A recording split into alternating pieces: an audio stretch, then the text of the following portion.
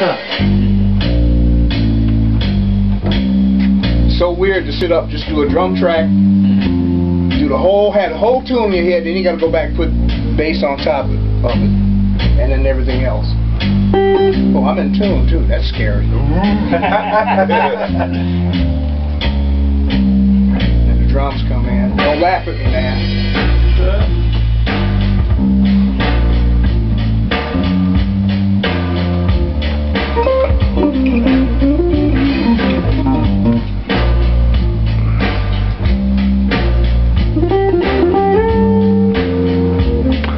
Ladies and gentlemen, we got a guitar, bass, drummer, keyboard, manufacturer, Detroit guitar, Detroit bass player, Mr. John Sargent in the house with us.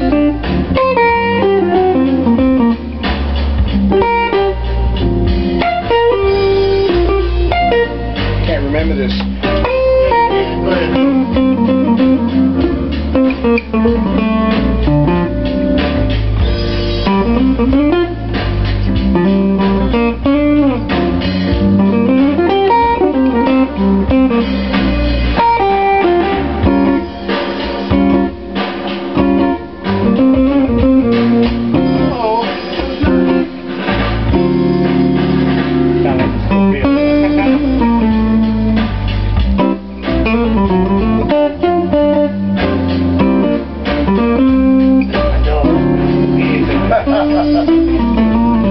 You can fade out at any time, man. No. Oh, not yet? No, loving it. No, go ahead.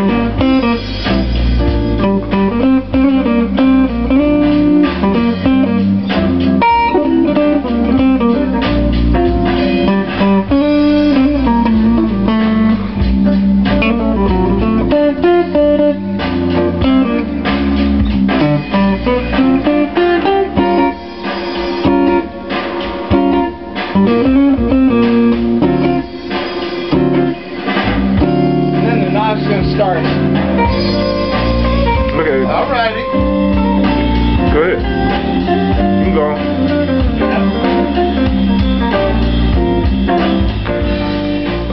Alright.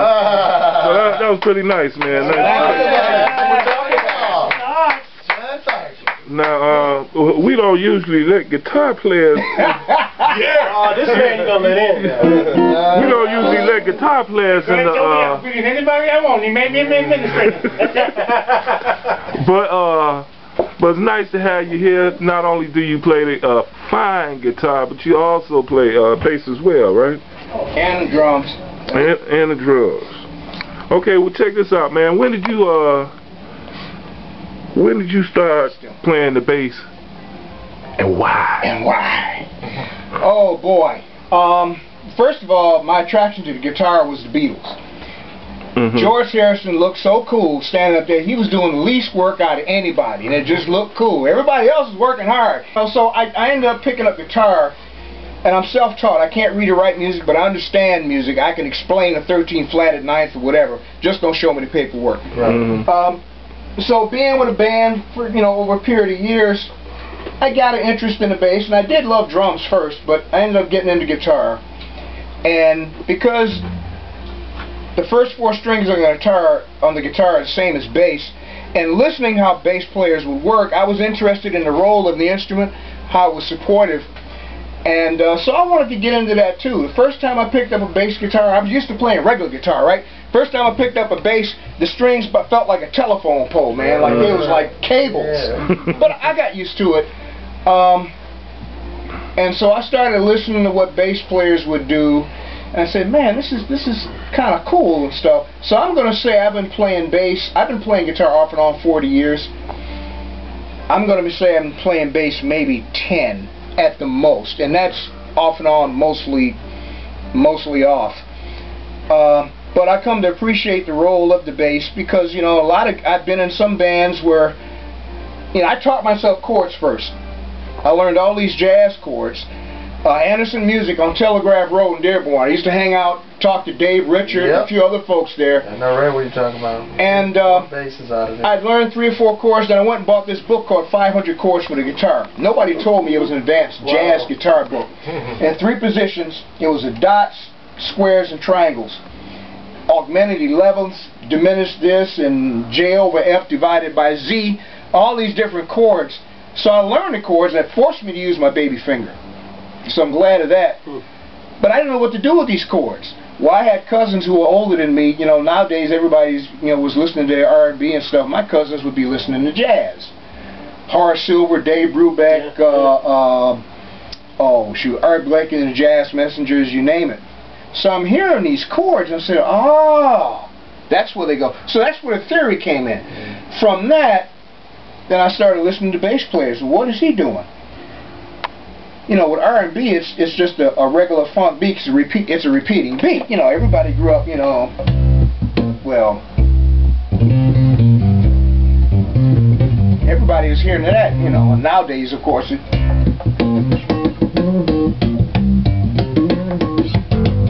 everybody's doing that. But I was listening to jazz. I wanted to understand what's going on with jazz,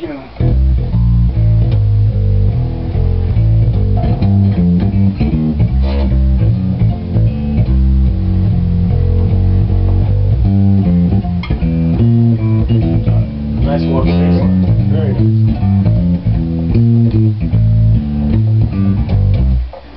Very cool. What key was that in?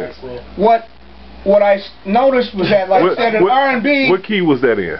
That was in C. Normally I play it in G a lot better. It's my favorite. Okay. What I noticed was that in R&B, again, you're playing on the root, you're hitting that root note, and then Now, what the heck is that you doing, man? It sounds like something. I can't slap. I can't pop and slap the normal way. It's just hard to do, but I can do it with this finger,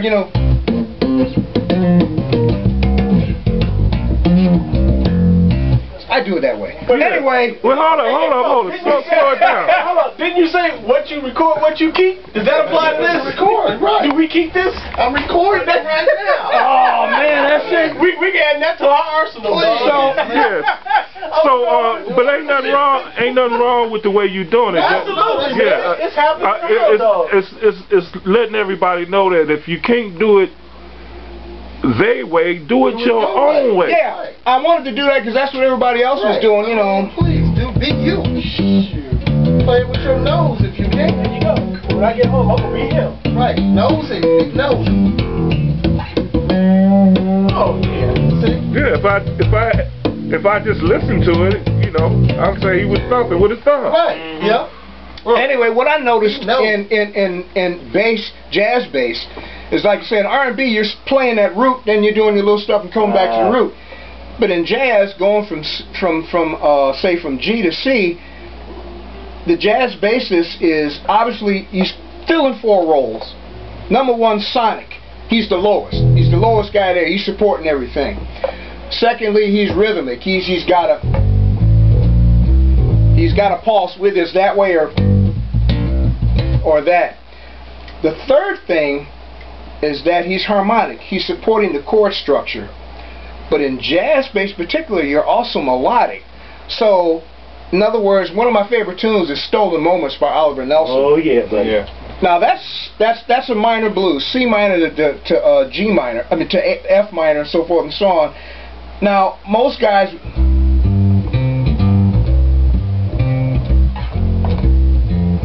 again, you're doing root fifth, but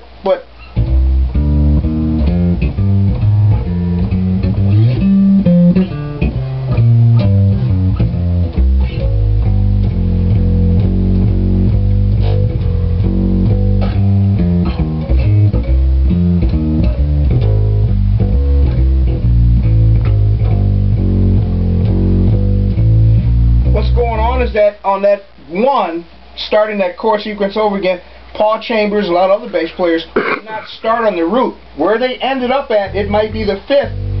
So they pick up from there? They pick up from the 5th and they eventually work back up to the root. Ron Carter is beautiful in how he uses, I call, almost classical lines because he's playing thirds, seconds, fifths, flatted fifths with Herbie.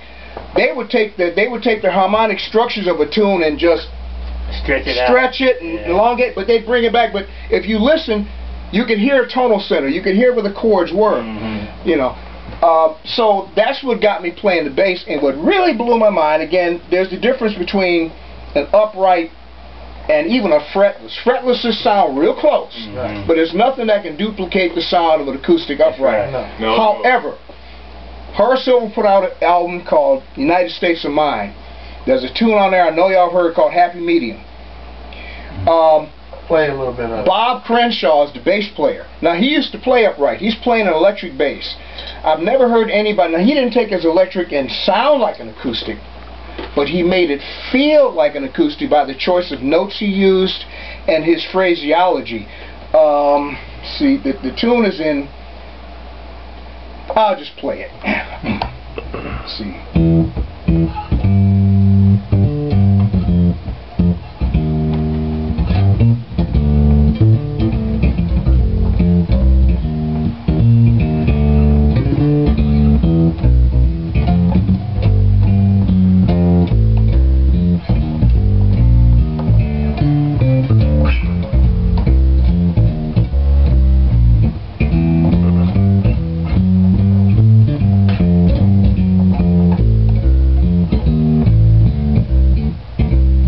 Never heard it before.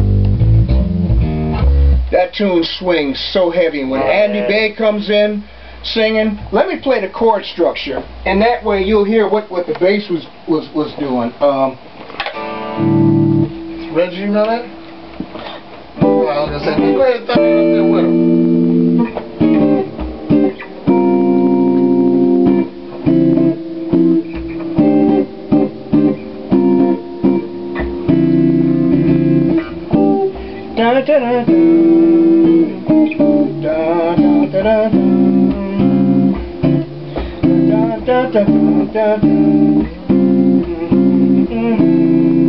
And that's the chord structure. But the way Bob Crenshaw is walking through that, it just, I mean, if you can't move your hips and shoulders off of that, I mean, it just swings like crazy. And so that got me to really getting into the bass because I was worried about, well, I can't play jazz because, you know, I got electric bass. After hearing Bob Crenshaw, that all changed because he made it, there's a couple other people who play electric really well. Jocko could really do some nice swinging on the bass. Montgomery. Who was the guy who played with Carla Blake for so long? Steve Swallow. Steve Swallow. He also could swing it. But very light touch, too. Very and he light also touch played with a pick. Yeah, yeah, sure did. But the thing with his bass that he had made, if you tried to touch, you could break his neck by just not touching it right. His bass is so thin because he had that Parker Fly. I was going to say Ken Parker. It was a 5-string. Right, but when they made the flies, they made them thicker. The neck is maybe about as thick as 2 of my fingers. Wow. It's super thin. Wow. Super thin. Less than 3/4 of an inch up here by the nut? Yes, sir. No kidding. You can break his bass easily. Wow. Anyway, that's what got me into playing bass. And you hear tunes like Miles Davis's So What. Dun, dun. Well, speaking of that song, you know that song is, a lot of people like to say that song is in D minor. It's not. What is it in? It's in C major. But it just sounds like D. I was going to say what they ride that D. It's in D Dorian. They ride the Dorian mode of the key of C. What Miles did, his genius, between him and Bill Evans, the tune is, say, D minor to E flat minor. But with Bill Evans, and the reason, and Miles got flack for having a white pianist on this session, but Bill Evans had that classical European sensibility of chords, space, chords, space. That's what Miles needed on this particular session. The tune is D minor to E flat minor. However, if you listen to particularly Cannonball solo, he doesn't go to E flat minor. He goes to the relative fifth. He goes from D minor to A flat 7th augmented 4.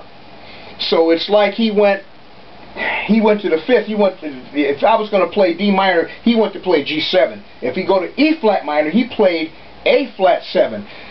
But Paul Chambers supported that by, you know, we're in D minor here, and then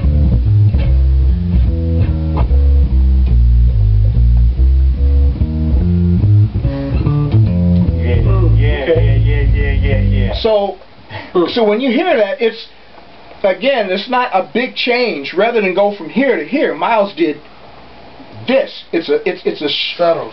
You play the E minor scale, but you're being supported by A flat 7 chords, and it's just a whole thing. And of course, he did the same thing with all blues. Everybody plays all blues, you know.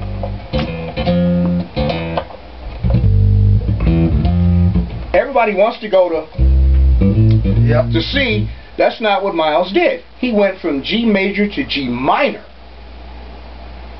He just changed one note from a major third to a minor third. However, the way Bill Evans played the chords, the way everybody soloed, they went to C7. I'll stake my life on it, but they didn't. Can you play that? Play it? Yeah. Can you play it that way? Like you said, you went to C, right? Yeah. Play it the normal, the correct way. Okay, well. No, you know.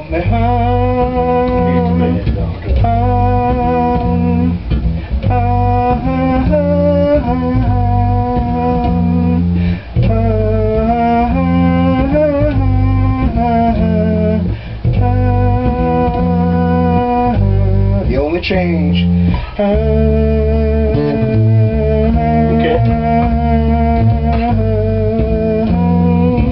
Play it the way that everybody else plays it. Now watch. Now watch. Here's everybody else plays. They go right to C. Because I know that's where I go. I go right to the C. Now what I did, I should have brought that cassette here. I made some tracks that have no lead on it, and when I do karaoke style, I play on top of that. I did.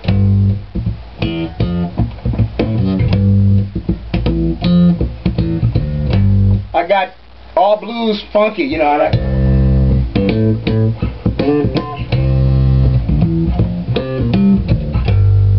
okay, so let me ask you a couple of questions, man. Oh. What's your favorite kind of music? What did you say? That's a whole nother. You need another camera. Let me get comfortable. Get some pillows there. Go get some sandwiches. I was raised up in a household. My dad did bootleg radio and TV work in Inkster, so everybody was bringing their stuff around. So my parents would listen to classical music. I was brought up listening to that. Paganini, Chopin. Mostly Tchaikovsky, Beethoven, really? Chopin, and other people. But because folks were bringing their stuff in, my dad was fixing the old stereos, you know, single speaker, you know. Yeah. I heard Jonah Jones. I heard Sarah Vaughan. I heard Dave Brubeck. I loved drums back then, so my dad got me Concerto for Drums by Louis Bellson. Now, on the cover of that, they show just a regular 4-piece set. But the stuff he's doing in it, he's rolling a bass drum and say, okay, he's got more than that was in the picture. But anyway, so, the long story short, I like a lot of different stuff. Right now, I love jazz. Going back to classical jazz. That's apparent. I like the old R&B, you know. I mean, you know, y'all know this.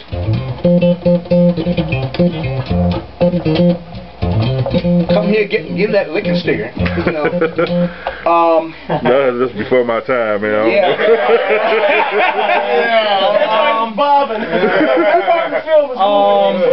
Of course, later on in the 70s. You know, I got into a fusion thing. Oh yeah, please. Stanley Clark. Yeah, no kidding. And then the Funky Worm. I never got into some of that R&B stuff. Funky Worm. Yeah, I didn't get into some of that. I loved British progressive rock, particularly Emerson, Lake and Palmer. Oh yeah. And Yes. Yeah. Everybody's mentioned Chris Squire. Chris Squire, I don't know how many know this. First of all, I just recently found out a couple years ago, all those beautiful my three favorite albums, Yes album, Fragile, and Close to the Edge. Yeah. Close to the Edge. All the vocal harmonies, Chris Squire.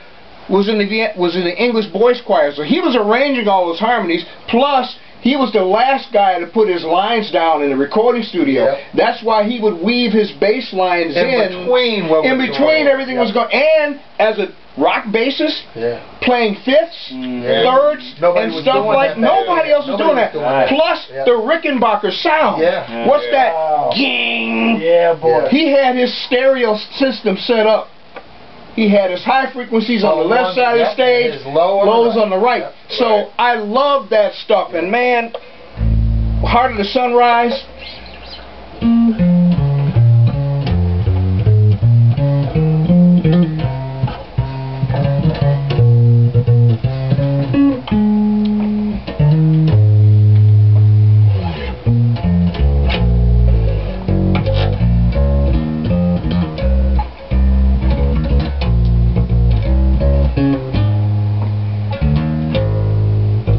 Oh my goodness, that tune. Now, because of that, was that what made you like Emerson, Lake and Palmer too? No, Greg Lake was not. Greg Lake was not the best bassist. He kept up with it, but their overall audacity, their approach. Tarkus. Right. Yeah.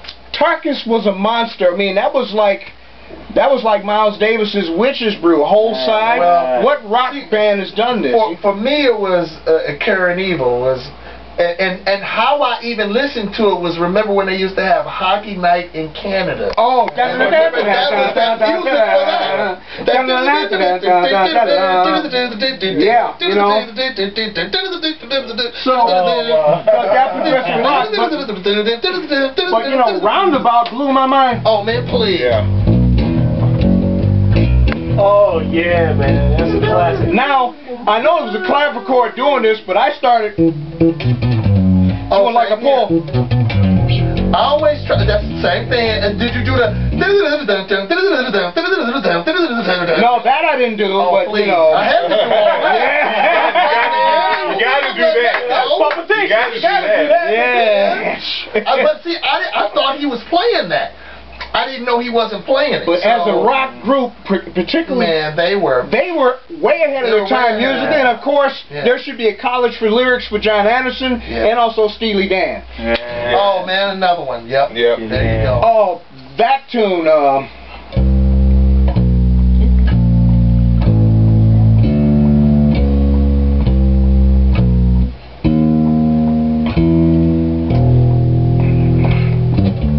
This is the night of the expanded man.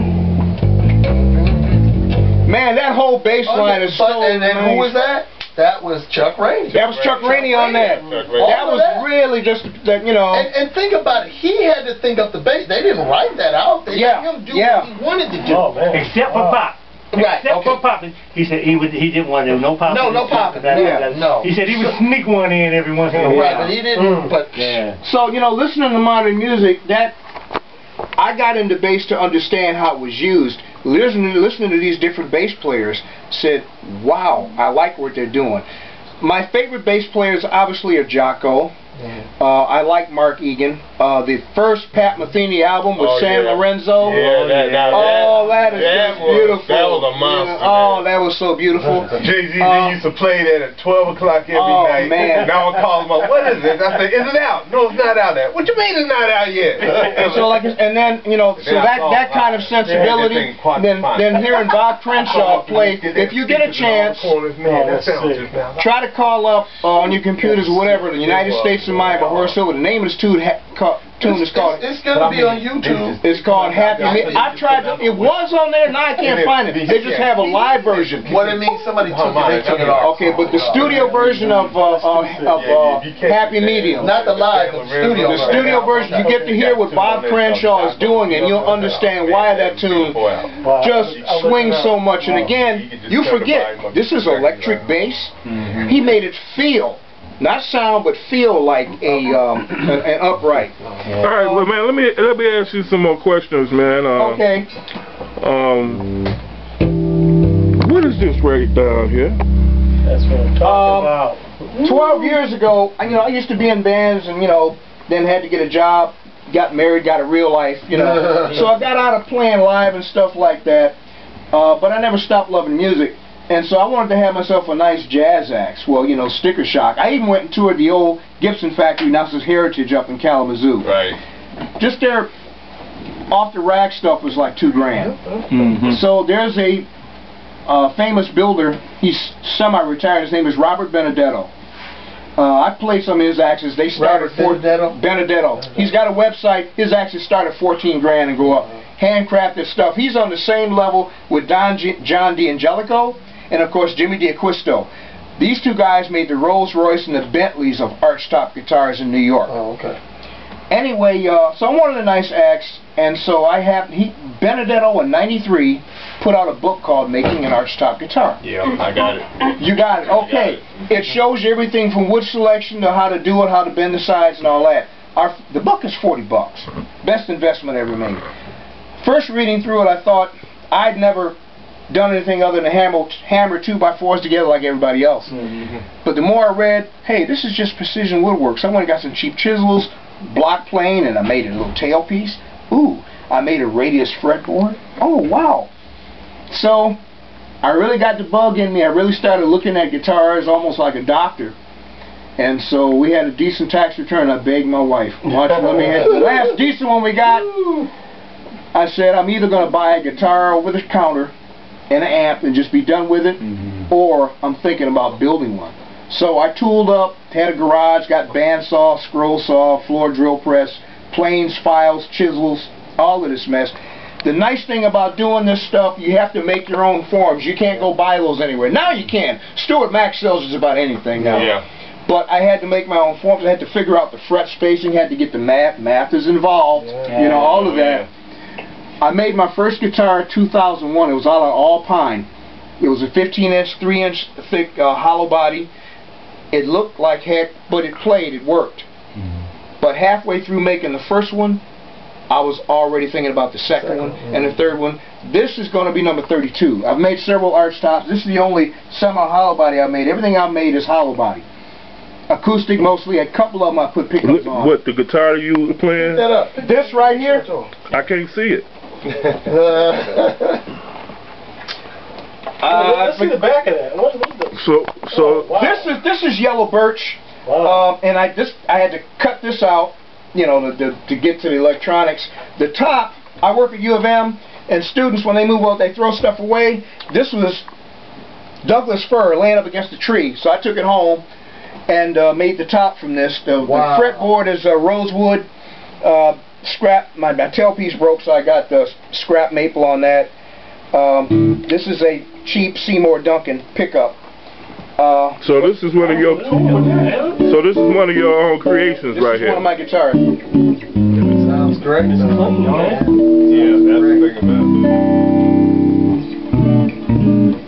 I don't even play guitar now. You may have to make me one.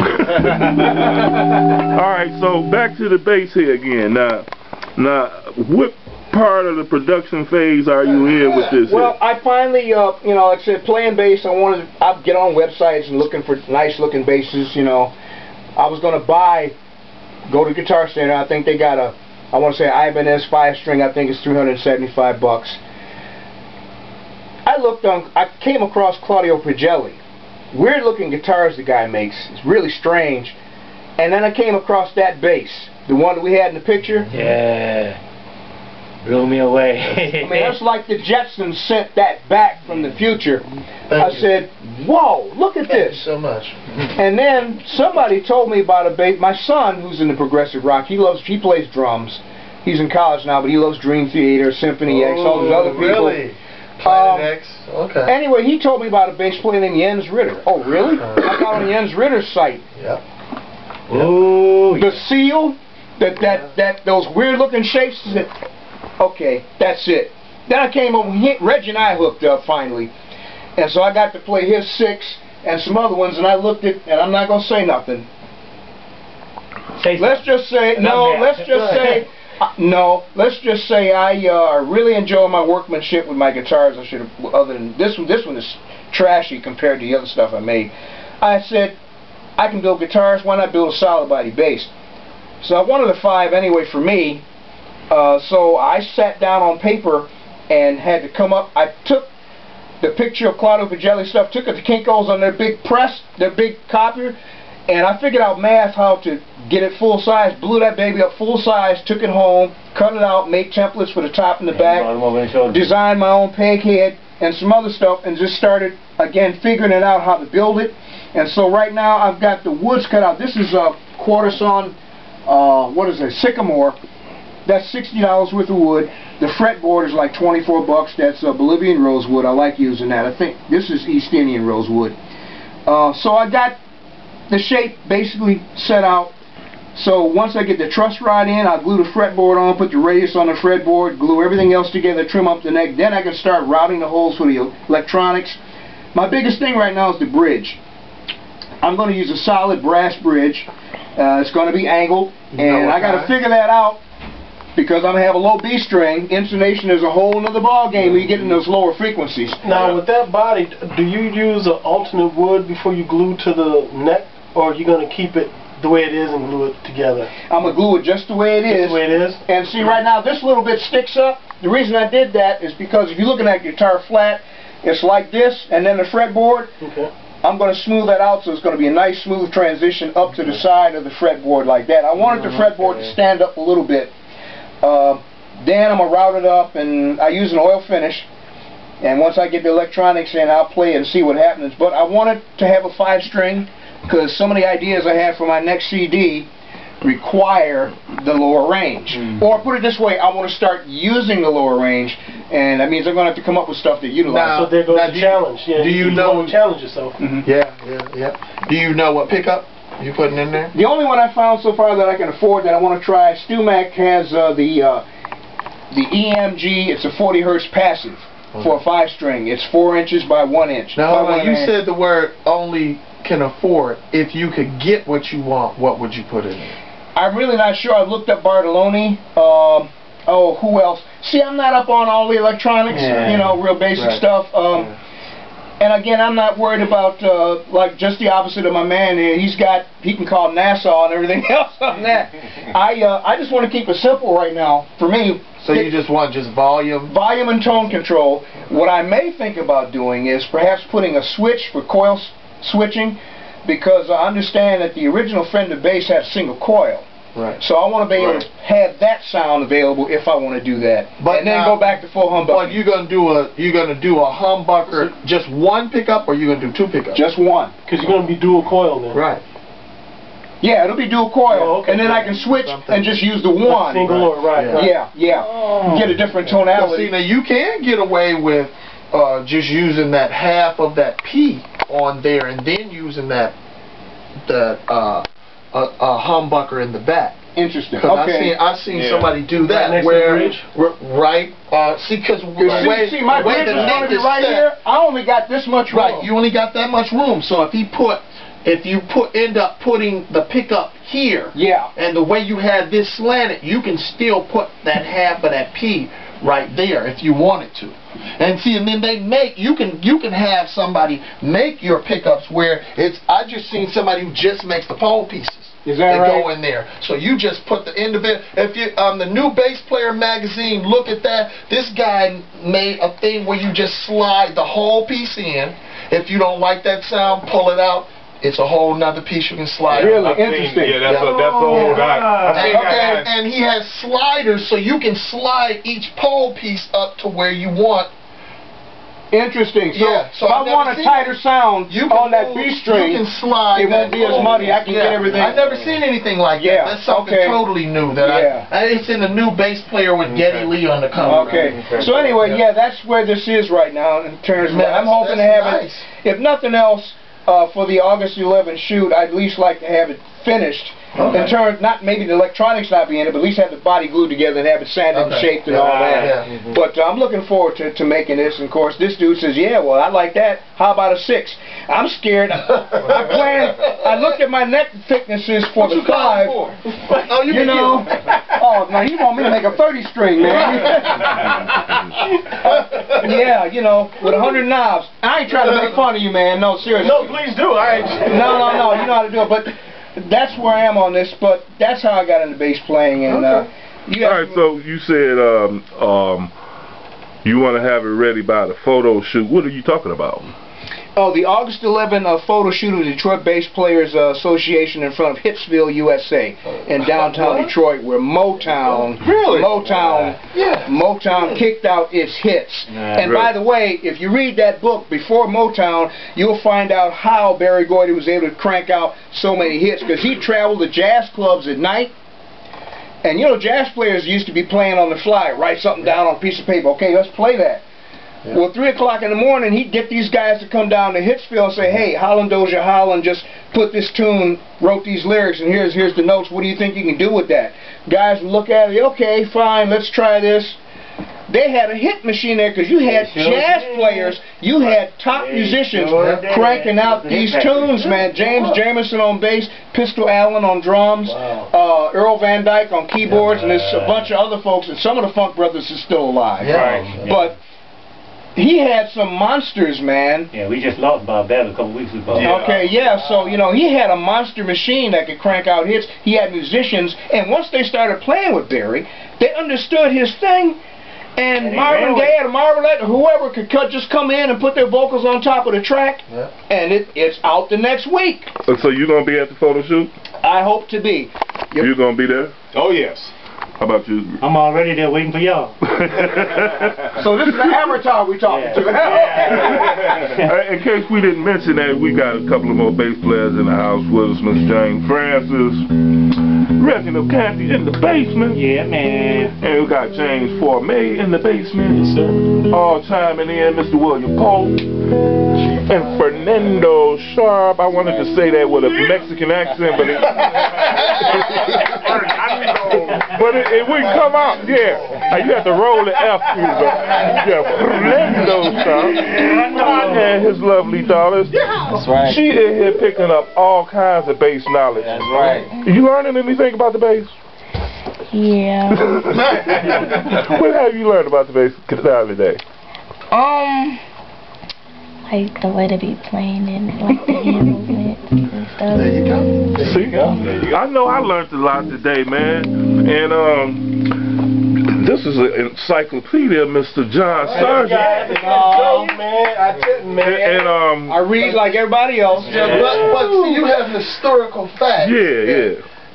Let's think about it. And he's retaining it. You know what I'm saying? Still stuff we wouldn't know. Right. He's retained the stuff. I'm not thinking about this. I'm trying to make up a new song. The guy can play like crazy. Right. Not just 1, 2, 3 instruments. Yeah. I mean, that's no I'm joke. shocked you're not down in River days down there playing now. Well, no, see, this is the guy that you usually hire for a tour. Ain't she? Who? Emily, ain't she playing today? They played yesterday. Oh, It was yesterday. We played yesterday. Yeah, I seen the picture. Yeah.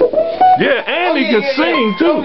No, I can't sing. I was able to get through that just to show us I cannot. You couldn't pay me enough to sing. No bucket. Well, man, we didn't want to keep you all day long, man. We just wanted you to share your story with us. Now, what you got coming up besides building this bass by the photo shoot date? Well, what else you got coming up, music? But I know you said something about you do karaoke where you play with your music. Yeah, where do you play at? I haven't. I played at some graduation parties, my nephew stuff. I haven't hired myself out professionally for that. Again, family. My wife has got health issues, so I'm there. Plus, I'm a minister. I'm one of Jehovah's Witnesses, so I'm doing that. But I love playing music. Obviously I love jazz and all that. This CD is out. I got to get some more made. I wanted to do something where I could play all the instruments and see how it would turn out, and it surprised me. It scared me that it actually turned out halfway decent. So I already have ideas for maybe 2 more CDs at least right now. I actually want to do I want to do old doo-wop. Okay, is it going to sound new or old? I want it to sound old. I'm going to be using modern day instruments, but I'm going to have to go back and listen to some 50s stuff. Plus, I have another CD I want to do. This one is called Side Corner Blues. I have another one that I want to call Steel Toe. It's going to be R&B, funky, kind of jazzy, but with more of an edge on it. More of a harder edge. Not metal, not hard rock, but it's edgy. Yeah, it's going to be edgy, okay. you know. Okay, now if we want to purchase your CD, which that's a song one of the songs you played us in with, right? Mm-hmm. Where could we find you, get a hold of you, and that kind of good stuff? Well, I'm on Archtops 3. Now, what is that? That's my website, my email, archtop3@yahoo.com. Alright. I'm also on, which one I'm on? I'm on the Detroit Bass Players page, or? Yeah, you're on the Facebook Detroit Bass Players page. Okay, that's all you need to do is just register to get on the website. It's the same information, except it doesn't scroll away like it does on Facebook. And Reggie's got my phone number, and it's my cell, and you can find me anytime. Unfortunately, I can't get away. So you got your own Facebook page? Well, yeah, I'm just on Facebook, but you can find me. Right. He's on there. He's on there. So Facebook, as John Sargent. John Sargent on Facebook. In fact, there's a picture on me playing this thing. This guitar, yeah. Okay. Yeah. Okay, cool, man. I'm befriending you. Yeah, because now I want to be able to keep a hold of you, maybe ask you some more historical questions. I need you to do some playing with it. I'm going to learn that GCD and get some gigs. That's what I'm going to do. That sounds like a plan. And, that sounds like a plan. And like I said, I ain't want to keep you, man. Thanks for hanging out with us, Detroit bass players. Thank you, Reggie, for sharing your brother with us. Can I say something real quick? Of course this you can. is really a nice deal here. Reggie was telling me that he had talked with a lot of other musicians in other states where they got a lot of working musicians, but they don't network with one another. And here you've got this Detroit Bass Players Association that supports their artists, we can come down here and learn country western, heard some insane popping and slapping, equipment, so we get that kind of support. I don't think there's a drummers association. There may be a guitar. There is, okay. Yeah, okay. So, but this is a great thing to share music and just encourage one another in life in general, So, but this is cool. And like I said, I've heard some musicians, man. I'm coming here and say, well, I don't know what to expect. One guy said he was nervous. I was looking forward to learning, man, and man, did I learn, man, that I will stop popping and slapping, because with these guys and some others, ain't no point. Yeah, but what you do is nice, Mike Harrington and all these other cats. That's what I'm saying. Those guys are ridiculous. I'd have just packed up and left, man. But the thing is, we get to share art. So yeah, it was fun doing this, and I'm looking forward to the next one. I learned some stuff from folks, man. Good. Well, we're glad to have you. I'm gonna give you some people to make sure that you friends. We're glad to have you. And since we let you slide with this guitar since you play the bass. See, you know what I'm saying? Right. So we ain't mad at you for playing both of them. You know what I'm saying? And I'm just playing. He's being very modest. Right. And I'm just playing anyway. Detroit guitar players, Detroit drummers, man, y'all want to come and hang out with us, man. It ain't no problem. We all love each other. We all play with each other, so so it ain't no problem. But anyway, man, why don't you just play us a little itty bitty something and take us out. But I know you meant on your face.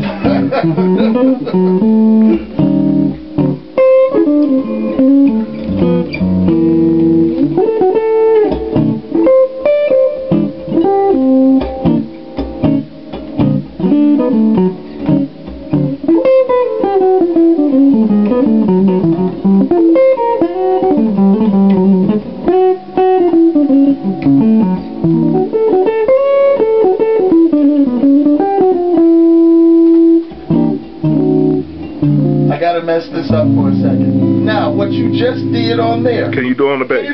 Can you do the same thing on the bass? Yes. No, then that's what I'm talking about. That's what I'm going to see. That's what I'm talking about. Because do some nice little arpeggios. Oh boy! That's what I'm for. Hey, folks, you gonna be doing this tonight? I can do this. Well, I'm gonna take the popping part, so you do what you got to do. Let me see. I love the arpeggios you was doing. Yeah.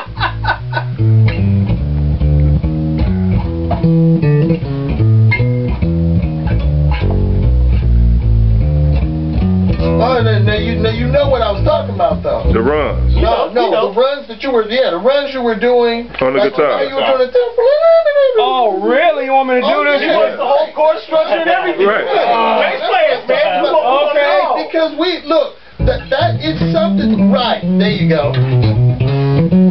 Yeah,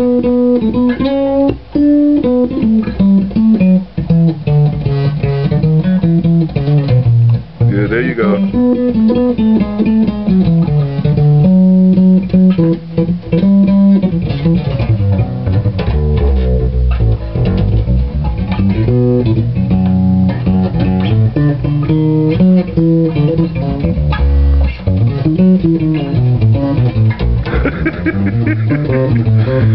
You almost sound like you playing it upright, bruh. See that? Bass playing, right? See?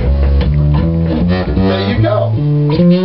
Ladies and gentlemen, he's back with us again. Now he's on the bass. Man, we wouldn't let you leave without you. Leave it on the bass. I can pull this off like Jocko does. Mr. John Sargent.